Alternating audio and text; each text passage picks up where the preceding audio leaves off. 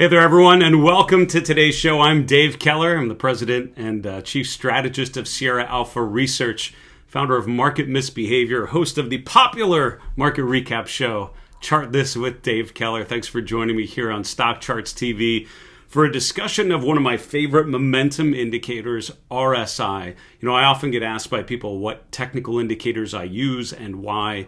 And my approach is fairly simplistic compared to other technical analysts that I've known and worked with and whose work I've observed. I find a lot of analysts use a lot of different indicators, use a lot of different approaches. Mine is super clean, super straightforward. And I think the reason why that's probably the case is I spent much of my career working with fundamentally oriented portfolio managers at large investment institutions. And so what I learned was anything that I used had to be easily understandable, had to be easy to explain, had to be easy to digest. And so using complex things, even if I felt that they were going to add value, I had to be able to actually converse using those charts. I had to use the charts as the basis for a meaningful discussion about the markets. And so I had to make sure that I used things that I thought were relevant and would make sense. And so, for me, technical analysis is about analyzing investor behavior. Investor behavior is all about following the crowd, and the crowd often overreacts to things, both on the upside and the downside. On the upside, when the market sort of gets all riled up and fueled with further gains, you see an uptrend that persists. You see strength begetting further strength. Very quickly, investors will become euphoric. The markets will become overbought or overextended as the markets, anecdotally speaking, lean a little too far over their skis. And we often expect some sort of pullback. Arguably here in mid-November 2024, post-election, we're seeing some of those overbought conditions as a lot of stocks gapped higher on Wednesday of last week, finished strong through the remainder of last week. And now the question is, what's the sustainability of those uptrends? Well, I would tell you all uptrends are not created equal. I will tell you that the most important thing in my book is to follow trends as long as possible, right? I see my role as a trend follower as identifying trends and sticking with them. But today we're going to talk about an indicator I use called RSI, the Relative Strength Index. We'll talk about extreme overbought conditions because I actually had an example of that on my show this week and made me think this might be a good topic to sort of tease out with everyone. So let's get to the charts here. We're looking at the chart of HubSpot, and just so you're clear, this is my default 2-year daily chart. This is my go-to chart. Anytime someone asks me about a stock or an ETF, I usually go here, and this is where I start. And then I'll often supplement it with other things depending on what specific questions I'm trying to answer. But this is my go-to. The top panel is the daily open, high, low, close with the 50-day and 200-day moving averages in blue and then in red. I have the RSI, the Relative Strength Index, which is a measure of price momentum in that second panel. That's what we're going to be talking about today. And then the bottom, I have the relative strength, the relative performance, which is looking at the relative performance of the stock or ETF versus the market, in this case, the S&P 500. So RSI is our measure of price momentum. And just so we're clear on what this indicator actually represents, momentum indicators or oscillators like this are all looking at the conditions around price movements, right? So a stock will move from point A to point B, but how does it actually get there, right? We can track the trend. We can use a trend line to just see that the overall move is happening with a certain pace. But momentum indicators like RSI actually look at some of the dynamics of the price action between point A and point B with the idea that we can start to make some inferences about what quality we have of the quality of the trend, the sustainability of the trend, expectations that the trend may reverse at some point down the road. So RSI, the way that it actually does this is it looks at a look back period, a period of time, and usually we default to 14 days as a starting point. And basically, we look at the average up day and the average down day, meaning when a day is a higher close, when we close higher than the previous day, how much higher do we tend to go? When it's a down close, how much lower do we tend to go? And so this RSI indicator represents a ratio of the average up day to the average down day. So just quickly, as you can see on the chart of HubSpot as an example, when the market is sideways, right? When the stock is essentially directionless or trendless and up and down days are kind of even, you can see that the RSI indicator kind of clusters around that 50 level, kind of the midpoint.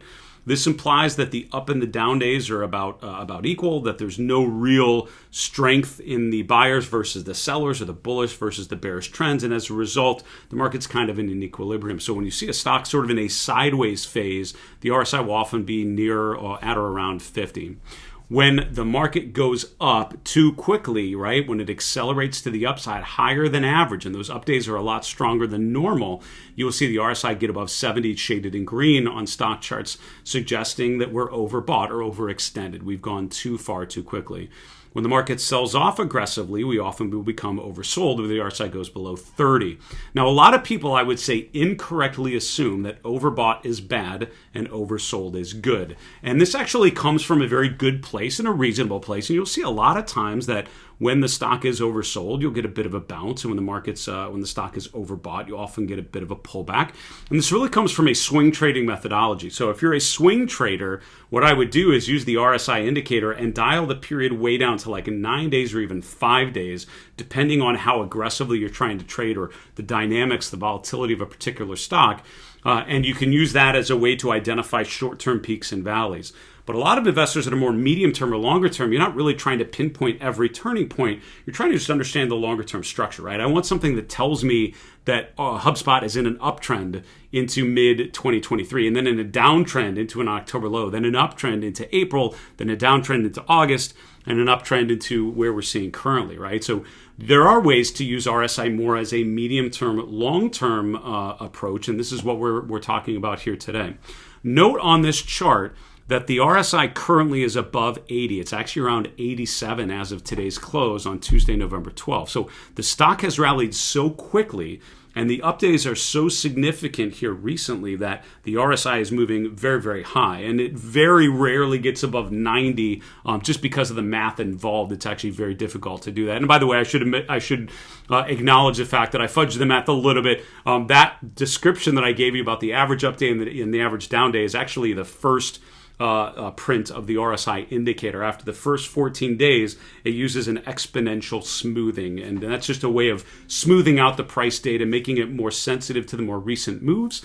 Commonly used technique in technical indicators. A lot of indicators use that, like MACD and others use a similar approach as a way of smoothing out the price data and focusing more, weighting it more heavily to the more recent data.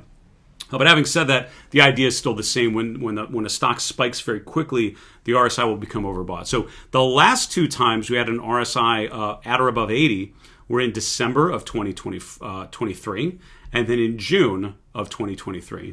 Now note what happened soon after those overbought conditions popped up. And this is why I think it's an important thing to look at now with all these stocks that have rallied, many of them starting to see RSIs above 70 and in this case above 80. What happened in December of 2023 was we became overbought here in early December, second week of December. We got above 80 around here. You can see we pulled back briefly from around what we'll call 590 down to around 525. Then we resumed the uptrend and actually made a series of new 52-week highs before eventually selling off into August. So that extreme overbought condition where the RSI broke above 80 was not the end of the trend. Arguably, it was kind of in the middle of the trend. We also had an RSI above 80 back here in early June of 2023. Again, we had a brief pullback, but we ended up making a new 52-week high in about the next 4 to 6 weeks. And then again, we eventually sold off down into an October low. But the point is that extreme overbought condition is usually not the end of the move. Arguably, it's actually telling you that there's more upside to be had. Back in the day with some of my analysts at Fidelity, we used to call this the good overbought when the RSI was above 80. RSI between 70 and 80 usually means we're a little overextended. You probably have a bit of a pullback. That's a great way to tactically play a pullback scenario in a stock. But an RSI above 80 all of a sudden tells you there's such strong momentum that even if we do get a bit of a pullback, we're probably going to see at least one more big push to the upside. And that's why HubSpot currently, with an RSI above 80, doesn't mean we can't have a bit of a pullback. Arguably, that's probably overdue at this point. But the fact that the RSI is so high probably means that whenever we hit a short-term peak, that's probably not the peak. That's just a peak on the way of pushing to further upside.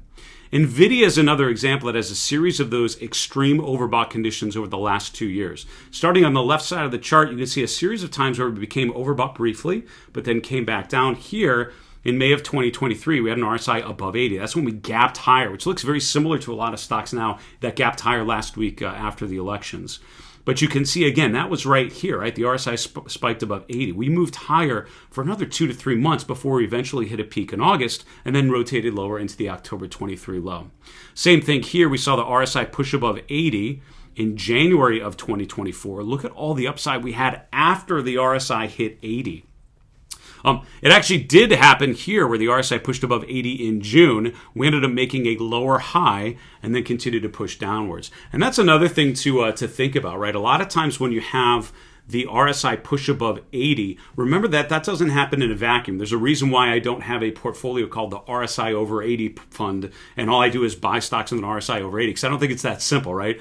This is one indicator among others. So if you do assume that the price is going to go higher, I think then you want to turn into a trend follower and just focus on signs that the uptrend is starting to exhaust, right? Soon after that sign in mid-January, that the RSI had an extreme level above 80. We continued to make higher highs. We kept making higher highs, and then we finally didn't. Same thing here. We became extremely overbought really in late May. We pushed even higher and made another reading there in June, but then we failed to make a new high, right? So at the end of the day, it always, I would say, always comes back to Charles Dow's foundational work of just looking at the peaks and the valleys in the price. And if the trend is telling you that something is different, trust the price, trust the trend. But you can notice on the charts of NVIDIA, right? For example, in mid-2023 and then in early 2024, those extreme overbought conditions, again, were not the end of the move. They were the beginning of the move. They were signaling most of the time that there was further upside to be had. Here's GoDaddy, GDDY. I want to highlight this period back here. This is one of those, I tell you, there's nothing worse than seeing a big gap higher, seeing a rally, selling because the stock has gone up a lot and you don't want to leave anything on the table. And then is there anything worse than selling here and then sitting on the sidelines as GoDaddy goes from around 100 up to around 165, 6 to 8 months later? The answer is no. There are very few things that are worse than that. That is tough, right? That is tough as an investor to be on the sidelines and watching further gains happen. So again, same thing happened, right? We gapped higher, we trended higher. The RSI quickly pushed above 80. It actually remained above 80 for quite some time. When it came back below the overbought region, we did have a brief pullback, but then we continued to make higher highs and we continued to make higher lows. So the RSI extreme overbought conditions, in this case, again, telling you that we were at the beginning of a substantial period of appreciation. It's also worth noting on this one in particular with the GoDaddy example that early mid-November of 2023, we gapped higher, strong move, we continued to push to the upside, and we got above the 2023 peak. So that really represented not just an extreme overbought condition, but a big base breakout, which is where we have a big consolidation phase. We finally break above resistance, and usually that suggests further upside to be had. So extremely overbought, in this case, a very good sign telling us we finally had enough positive momentum, enough buying power, going to drive us most likely above the previous swing high. And indeed, it went up as almost a double over the next 8 or 9 months. Reason why GoDaddy is a really good example here is, once again, the RSI is above 81. This comes soon after we broke above the August peak, right? So late August, we peaked around 167. We pulled back to an ascending 50-day moving average. We did trade briefly below it, but overall that's held really, really well on the uptrend. And then finally we break above 170, which clears the previous highs from 2024. The RSI becoming extremely overbought this week. Again, I don't count that as a bad sign. While we might look at this, and the reason why, again, I think this is an appropriate time to do the video is, oftentimes I will see people asking about this chart saying, did I miss it? Is it too late? And that's what you probably would have been asking here in mid-November of 2023. The answer is no, you didn't miss it. As a matter of fact, missing it would have been not initiating a position and following that trend, really driven by the clear positive momentum. While we're on this chart, I want to make one other point. I mean, when you think about what sort of empowered you or gave you the courage to remain with the chart of GoDaddy, assuming you did buy it here when it's overbought, What gives you the confidence to ride this trend higher? Making higher highs and higher lows, again, Dow Theory 101, I think is important. Remaining above upward sloping moving averages is very key. Oftentimes in a strong uptrend, we'll have pullbacks to an ascending 50-day moving average. As long as those bend but don't break, that's pretty good. So I would say that was a fairly consistent way of following it. But also don't forget about using our RSI indicator just in a very different way, right? Remember that the RSI has range properties, meaning when a trend is strongly positive, the entire range of the RSI will often drift higher.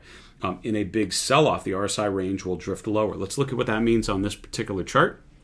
On GoDaddy, we broke above the RSI 80 level, got to extremely overbought here in November, December. We then came back down. But look at the pullbacks in January, in March, in April, in June, and really I'm just picking out these pullback points and looking down at the RSI. Notice how we always remained above 40. So that's what a bullish trend will do, is it'll push the entire range up a little bit. The RSI will often become overbought as it makes a new high. When it pulls back and makes that higher low, the RSI will hold around the 40 level. So if you do see stocks like this and you are taking a new position, what I would say is remember, as long as we keep pulling back to an ascending moving average, as long as the RSI on pullbacks holds that 40 level, it tells you or it implies that the uptrend is still in good shape.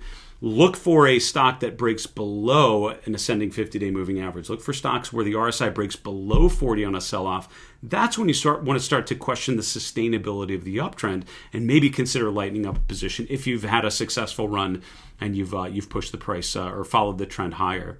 Now, this is not just unique to stocks and ETFs, although that's certainly where you will find these patterns quite frequently. I would argue the chart of Bitcoin in a very similar position right now. And if you ask what gives you confidence that the market's in a position of strength, I would say until proven otherwise, these extremely overbought conditions are usually more of a good sign than a bad sign. Looking at the chart of Bitcoin, we'll come back to the current reading in a moment, but look back to March of 2024. And actually, February of 2024 is when the RSI pushed above 80. That was here. So again, it wasn't at the peak. That was actually here where the RSI was already trending lower. And very soon after that peak, the RSI went below 70. Back here, where the RSI pushed above 80 was right at this point when Bitcoin had just pushed above 50,000 en route to a peak in March around 74,000. Here is where the RSI pushed above 80 in late October. That's when we had just emerged from a 6, 7, 8 month base in 2023. Again, that's when Bitcoin's around 30,000. That's what led the way to, over a doubling of Bitcoin going forward. Even back here in 2023, 2022 was a pretty rough year for Bitcoin, along with other risk assets, but we rotated higher. We broke above the 200-day moving average. The RSI pushed above 80. And I remember at this moment, people were super skeptical of that rally, thinking, all right, that's it. We're overbought. We missed it. Talk about not missing it, right? Now, again, there were pullbacks along the way, totally fair, but that RSI around 80 was the beginning of a move that eventually led to the RSI hitting a peak around 28,000, where, again, it sat for a while in a congestion range before finally breaking out in October of 2023.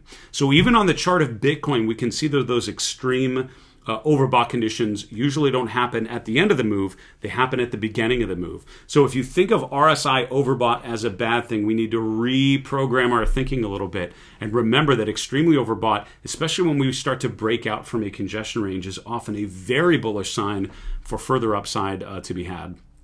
Now, you can scan for RSI signals, and one of the beauties of the StockCharts platform, one of the real benefits of a platform like this is the scanning engine.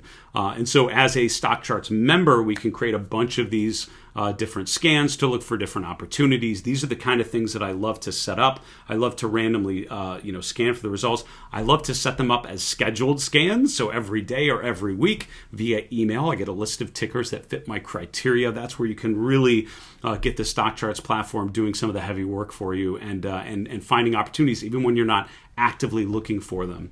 It's a pretty easy screen, to be honest with you. You just want to make sure that you add this line here which says RSI 14-day is above 80. Now, obviously, you can tweak that if you're using different time frames, weekly or something like that, but this is where I would start if you just want a working list of stocks that fit a certain criteria. Now, for example purposes, I'm limiting the results to the S&P 500, just so I know we have a working list of stocks that are names we're probably all familiar with, but you could obviously look at small caps, you could look at different areas of the global equity markets, whatever you like.